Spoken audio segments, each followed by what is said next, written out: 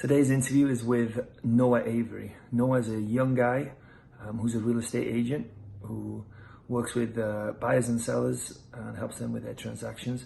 He then turns around and uses that money to invest passively in apartment syndications, and he talks about why he does that, why he likes investing in apartment syndications, what he looks for, and why it makes sense for him. So, as always, subscribe to my YouTube channel, Wrestling with Real Estate.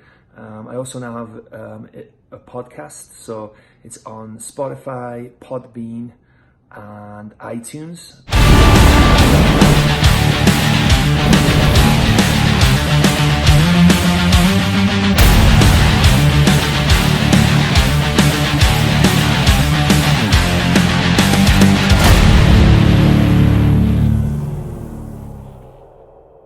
Hello and welcome to Wrestling with Real Estate, where we look to choke slam all your real estate problems. I'm your host, former WWE wrestler, and now Cirque du Soleil performer, and of course, multifamily real estate investor, Barri Griffiths. Now today we have Noah Avery with me on the call. Thanks for being here, Noah. Hey, thanks for having me, Barry. So Noah has experience as a limited partner in 3 multifamily apartment deals.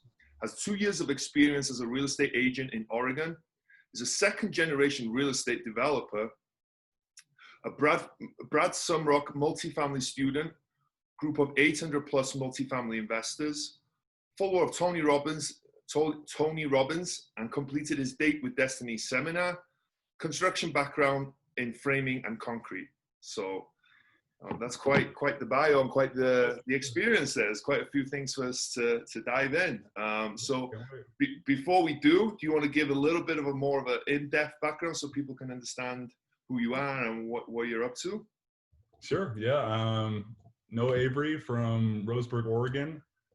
As a day job, I sell residential real estate right now, and then I kind of save what I earn and then put it over into multifamily real estate. Fantastic. So right now you're selling a lot of houses, or is it similar to that?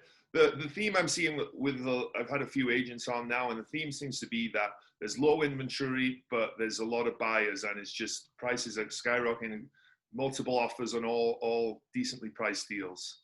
That's exactly right. It's like the same across the board. This whole COVID thing, it's like no one really expected it, but I guess if you think about it, people weren't listing their houses and then just stacked up, and then the interest rates are so low.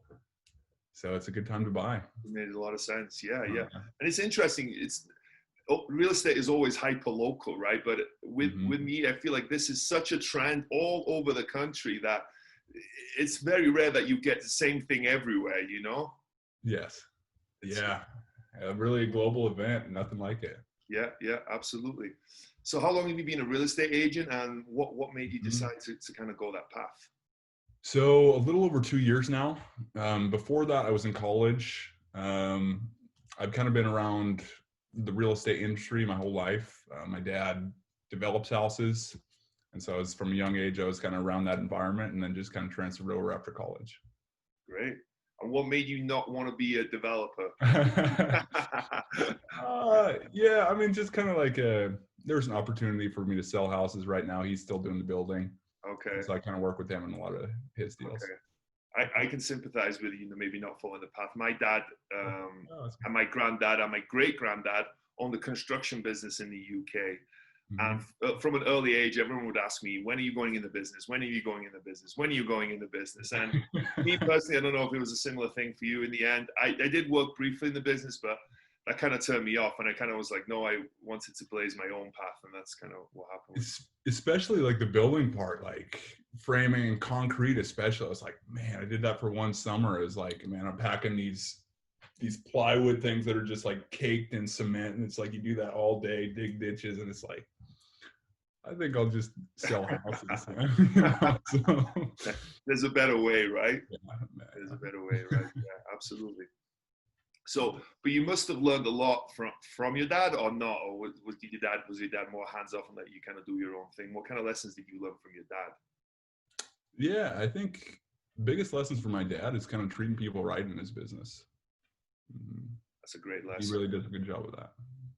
I think that's such an important lesson, because you can have the skills in many other aspects, but you know, it's just like everything. This is a people business, and if you treat people right and you're in it for the long term, you know, I think a lot of people are in this sort of scorch the earth mentality where it's just, okay, I'll rip anyone off and I'll work fine, you know, and it's unfortunate, because I think those people, they hurt eventually. So I think that's a great lesson for everyone. You know, just do what you're going to say you do, treat people right like you would want to be treated, and you know, the rest will kind of take care of itself. I truly believe that. Yeah.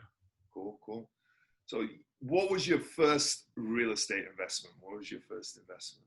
Yeah, so in college, I just found Grant Cardone on YouTube, and so I just watched all his videos, just over and over again, a lot of them multiple times, and just hearing it over and over again. He makes it really simple to do, and it's like, man, this really works. It's common sense kind of deal. It's like a single family home, but with scale. And so, you know, your costs are low and your expenses are high, so you have that bigger spread. So I was like, man, this really, really makes sense. And I was just kind of vacillating back and forth. Should I do it? Should I not? And then he just made it easy with his like Regulation A, $5,000 minimum investment, just to get started in it. And I think that was a really awesome thing that he did, because you don't see that really that low of a minimum investment really anywhere else. And I just did it. It's funny with Grant. Grant's a polarizing character for a lot of people, but I think what he does is he breaks it down really easy, and he gets the information out there to the masses, because he's a fantastic marketer. And he for someone like yourself, maybe if you hadn't found Grant Cardone, your eyes might not have been open to the ability to invest in a large apartment complex, because not many people realize that you don't have to buy a single family home from the MLS and put 20% down and be in charge of all the expenses and the maintenance and all the risk. You can invest passively in a deal that's a massive deal, and you get a lot of benefits with that. Yeah, and I think Grant Cardone, I mean, he is pretty like vulgar sometimes in his speech and his jokes, but he kind of gets to the truth, and it's kind of like his method. I don't know. It does take some getting used to, but I mean, when you really go deep in his content, you can see he really cares about what he does and the people he's helping. I mean, for passive investments, I don't think just people don't know that you can do that. Like people are looking to raise money, and that's everywhere. And with the passive investments, a lot of them, you're getting like an 80-20 split. And so you get 80% of the profit. And then the operator, the syndicator, he gets 20%. You know, that split, changes deal to deal, depending on the syndicator. But I don't know, easy way to go. Put your money in, collect some checks. That's pretty much it. Yeah. And you're also using, experienced people's, you're piggybacking on their experience, aren't you? You know, when you're going into your first deal, yes, you'll learn a lot yourself, but you can make a lot of mistakes. And, some people don't make it out of that first deal because, they make so many mistakes and they decide that it's not for them. So there's a lot to be said for using someone else's experience and kind of using that to your advantage. So how long have you been in that deal now, and have you exited? How's that deal doing? So about 2 years or so in that deal. I invested in another one of his funds, and then just 3 weeks ago we closed on one that's like 140 units in Lake Dallas, Texas. All of those deals are just current deals. The current one was a deal you did with Grant again? That one was with a sponsor named Kenny Wolf. Okay. And what made you decide to go with Kenny on this deal?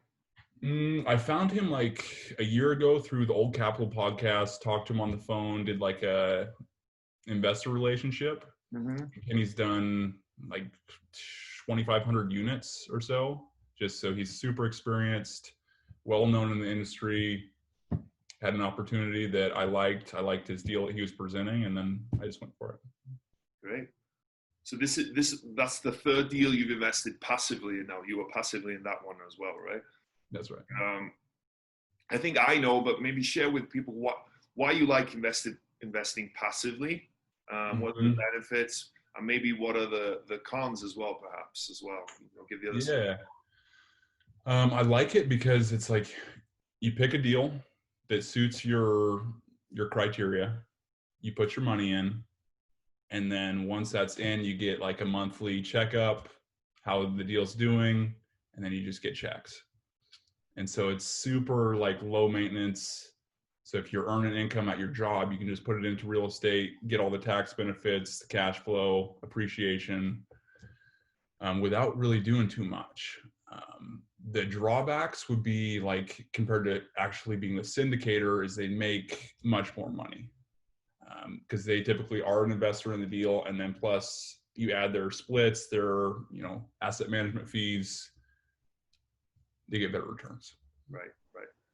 I think it all depends on, excuse me, all depends on where you are and what your risk tolerance is, what amount of work you want to do. And for someone like yourself, I think you mentioned it, is that you can focus on your agent career. You can focus on making as much money in that. You don't have to worry about anything with the property. Just make sure that your check's in the mail or the deposit's gone into your bank, and that's it, and you can focus. So you're the second person I think I've interviewed that said that. And I think that's such an interesting concept, because I think sometimes, I hear about doctors and dentists and lawyers, investing actively in a deal. And I think, you have an exceptionally high paying job. Focus on that job to make as much money as you can, and let the experienced real estate investors make you that return, and that'll make you wealthy over the long term as well. Exactly. I think that's such an interesting concept, and something that's missed by a lot of people. So you've invested with Grant with 2 and Kenny with 1. Maybe talk to people a little bit about how you decided to go, why you decided with Grant, why you decided with Con, what they should look for in a syndicator, and what you look for in a deal as well, perhaps. Okay, so with Grant Cardone, it was kind of like a get in the game kind of deal. So it was low minimum investment. The splits, so he takes like a 35% split, 35 him, 65% investors. Whereas like the other deal I'm in, he takes 80. I take 80%, he takes 20%. So I mean, it's better return. That one's cash flowing around 5% with Grant Cardone. Projected once distributions happen, like around 8% with the other deal. So better returns on that. Remind me, what was the how do you vet the syndicators? How do you decide? Because I've heard on this occasion, don't bet on the horse, bet on the jockey. So don't bet on the property, bet on the syndicator. So the first thing I look at that kind of gets me like, okay, this deal is okay, is like the break-even point. So I look at the downside.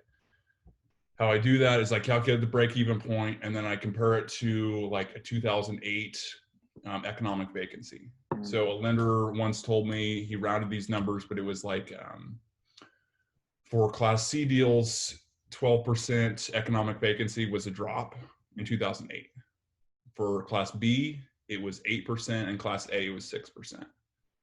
So I look at the current break-even point, and then I test it against those numbers and check if it's going to survive, if it would survive 2008.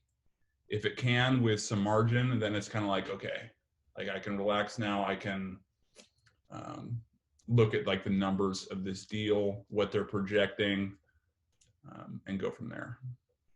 Very, very interesting, because you have to imagine that 2008 probably is one of the worst times maybe in real estate. And if the property can support that kind of vacancy, you got to feel comfortable with that.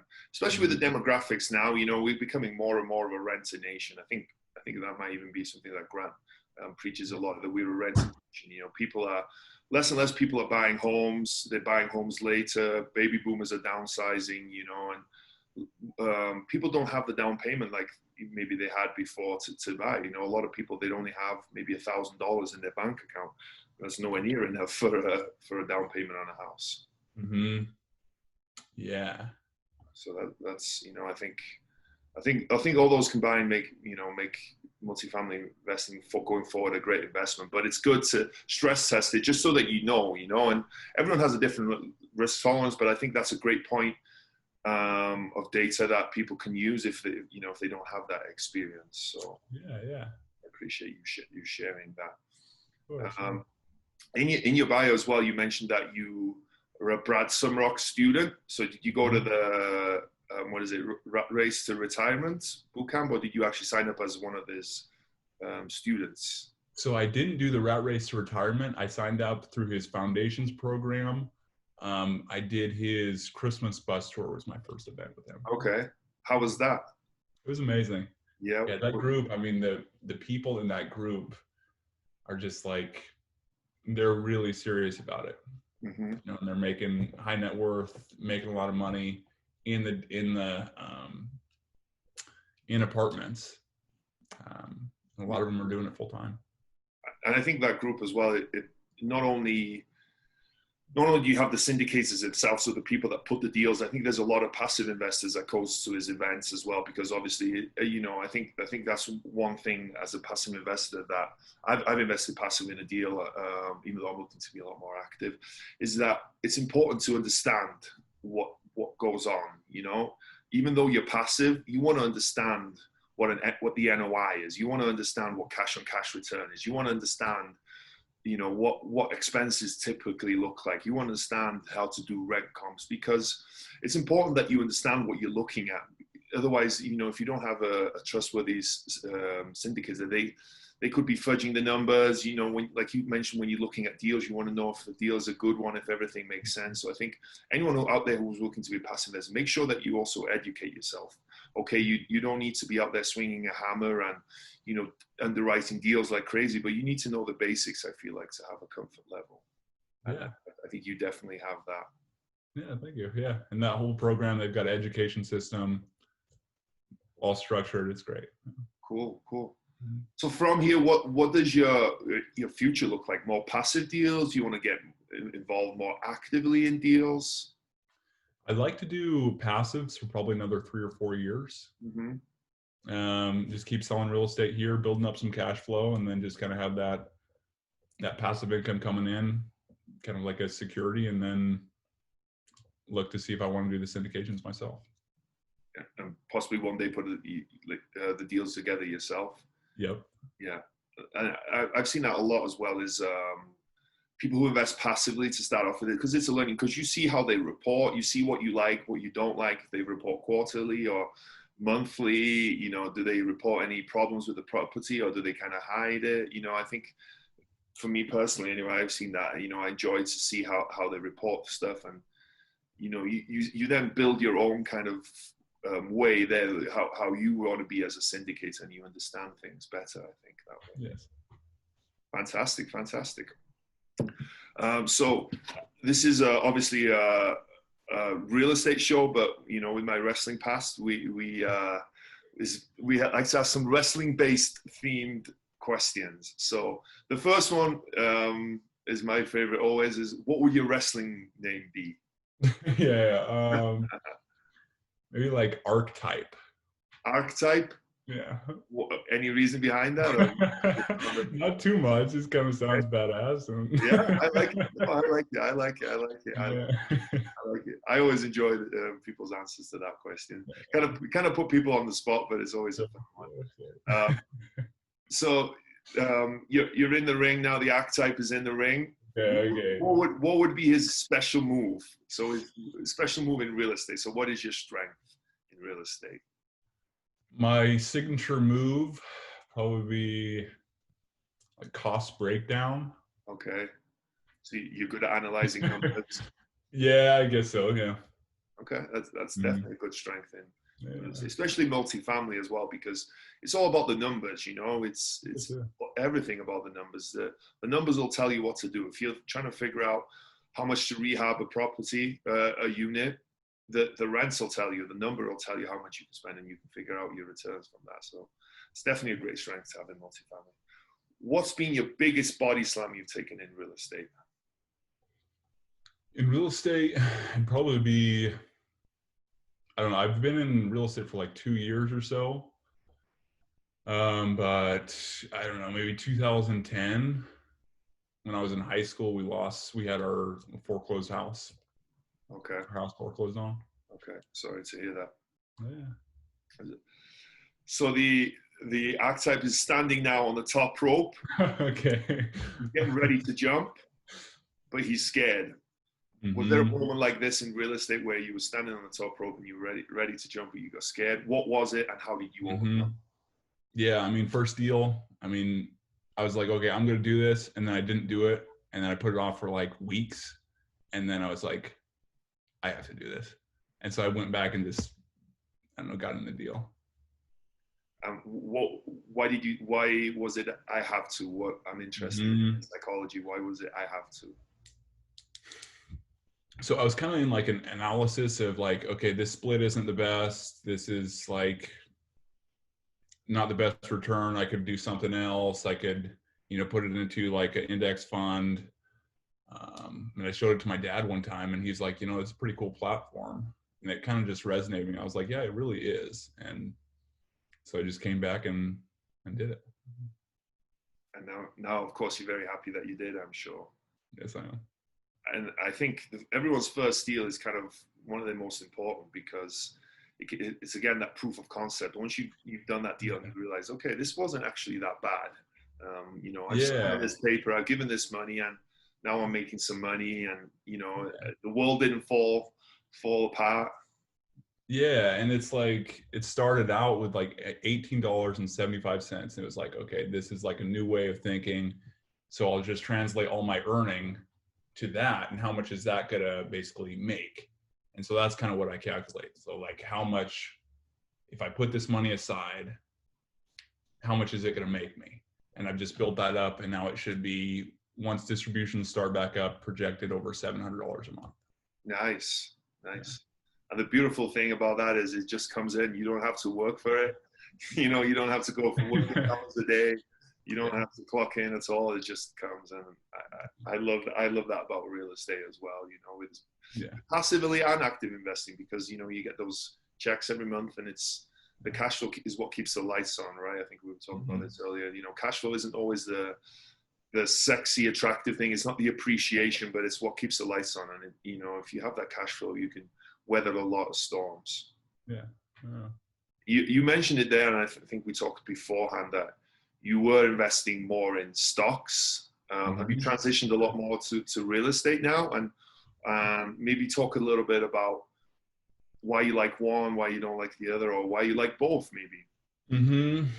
Okay, so I started investing in the mutual funds first. That was the day after my 18th birthday. The reason why I did it was so soon is because I had like a really good economics teacher in high school. Just really gravitated towards him. He brought in like this guy who was investing in stocks. He pulled up on the projector and it showed that he had like over $1 million in his stock account. And he put that up for everyone to see. And it was just like, wow, that's really cool.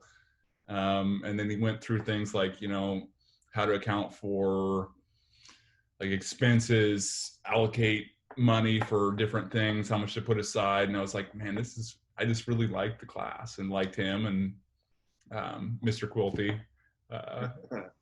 So yeah, I went and signed up for a mutual fund and just started putting money in there, working over the summers, doing like construction. And then I read Tony Robbins' Money Master the Game book. And it was like, whoa, it kind of like blew my mind. It's like opens you up to how everything works. And so I did like a program and like I ran the numbers on how much I was being charged. It was over 3.4% a year. And so it's like I had that 3.4% deficit before I made anything. And then I think the returns were like 8% a year. So I mean, I'm making like less than 5% total. So I just kind of followed his model in the book, Money Master Game book, transferred everything over to index funds, Ray Dalio's all-weather approach. And then one thing that Ray Dalio says is that if an investment is 50% more, 50% better than what you have now, then he'll switch. If it's less than 50, he won't, he'll stay. And so I thought that, and I believe that real estate is a 50% better investment than stocks. And that is because of the cash flow. And that cash flow is like, I don't know, it's just such a cool concept, you know? It is, and it's, thank you for sharing that about your experience, because unfortunately, I think a lot of people, you know, they're not always that educated. It's great that you had someone come in, because I think to start off with, that's nothing that's not taught in any schools. I know I wasn't taught it. All my money was going, when I was 18, was to the local pub, you know. Every penny I had, and then some. So I wish I would have had someone that made that light bulb go off. So that's great that you had that. But also, you know, like you said, with those mutual funds, people don't realize, I don't think, the fees that they get charged, and it's unfortunate. Yes.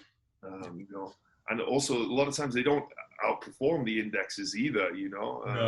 No. That's the crazy part about it. You get charged all those fees, and they don't necessarily outperform. And then finally, like you mentioned, that in real estate, you know, you have that cash flow, which is such a great thing, because again, something that we maybe didn't mention earlier is that with the tax benefits in real estate, you don't pay much taxes at all, you know, especially in large multifamily syndications. The tax benefits are even greater. You have such thing as bonus depreciation, cost segregation, and those things. And they really limit the amount of taxes you pay. So I really like that. And sorry, not to talk too much. I know I'm interviewing you.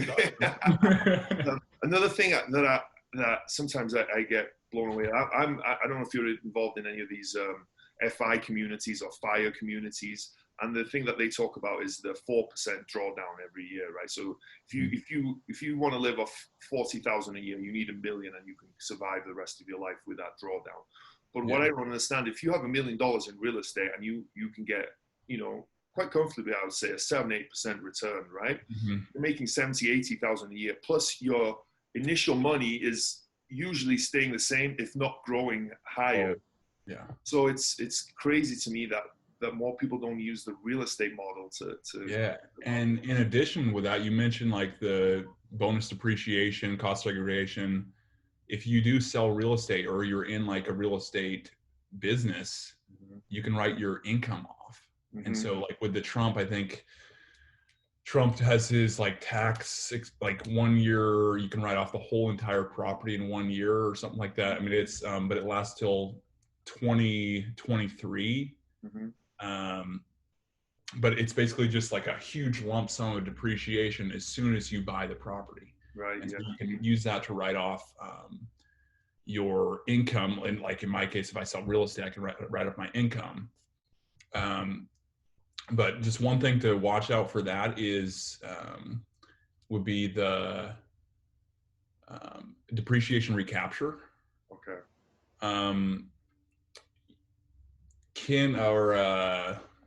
So basically, like they'll take some money. If you like write it off, they'll tax you on your write-off. Okay. So, yeah, I mean, but it's still a great benefit, you know, of investing in real estate. Yeah, and I could definitely learn a lot more about that concept. Yeah. I like to rely on my CPA for those things, but it's definitely good to know. So, great.